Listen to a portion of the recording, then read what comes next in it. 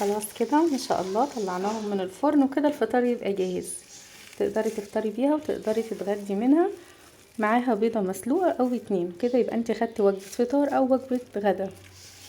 وممكن تستكفي فيها، تستكفي ان هي كده تبقى وجبة فطار. اما لو الغدا هناخد معاها 2 من البيض.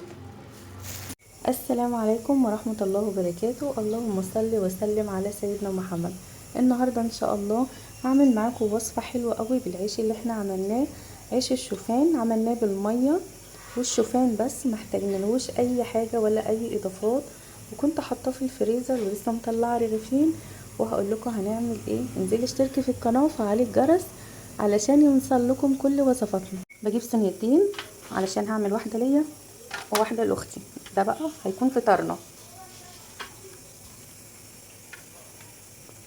هقول لكم المقادير. معايا شرايح طماطم، دول حوالي 3 حبات من الطماطم، والطماطم بقطعها سمكها تخين شويه زي ما انتم شايفين بالشكل ده. ومعايا جبنه موتزاريلا منزوعه الدسم، وحبه صغيرين 3 معالق من الجبنه الرومي، وفلفل الوان، ومعايا زيتون. طبعا انا مش هحط كل المكونات دي. اول حاجه بحطها الجبنه الموتزاريلا،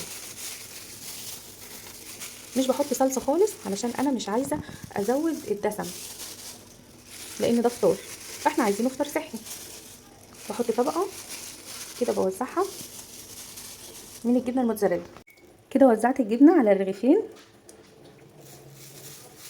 هبتدي احط الطماطم. بسم الله. هتعجبكم قوي ان شاء الله. الايام الجايه هنزل وصفات كتير لمرضى السكر.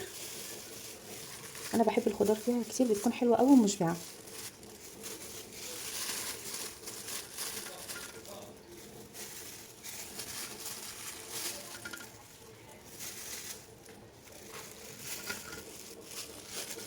ممكن نحط الفلفل الاول.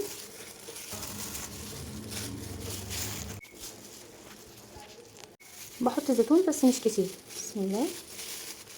العيش ده منقذ جدا. وتوزعي الزيتون. احنا كده ما خدناش الاملاح الا في الزيتون والجبنه الرومي. نحط رشه كده من الجبنه الرومي، هي حوالي معلقه. بصراحه انا بحب الخضار كتير في البيتزا. احط التانية. بسم الله. احط الزيتون. عارفين بقى لما تعملوا البيتزا دي بطريقتي هتعجبكم قوي، وعلى طول هتعملوها ان شاء الله. مشبعه جدا وفي نفس الوقت ما فيهاش دسم كتير. اوزع بقى حبه كده، حوالي 3 معالق كبار من الجبنه الموتزاريلا. وكده نكون جاهزين. عملنا بيتزا ما كملناش 10 دقايق، ومسخنه الفرن على درجه حراره 200، بتاخد 5 دقايق بس.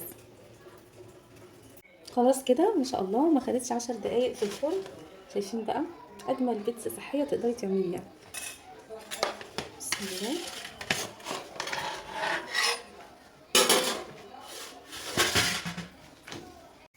خلاص كده ما شاء الله طلعناهم من الفرن، وكده الفطار يبقى جاهز. تقدري تفطري بيها وتقدري تتغدي منها معاها بيضة مسلوقة او 2 كده، يبقى انت خدتي وجبة فطار او وجبة غدا. وممكن تستكفي فيها، تستكفي ان هي كده تبقى وجبة فطار. اما لو الغدا هناخد معاها 2 من البيض.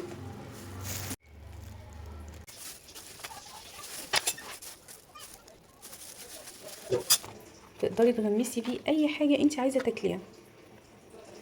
هو مستوي كويس جدا اهو.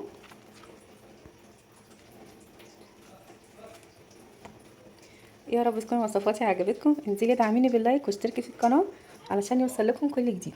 مع السلامة.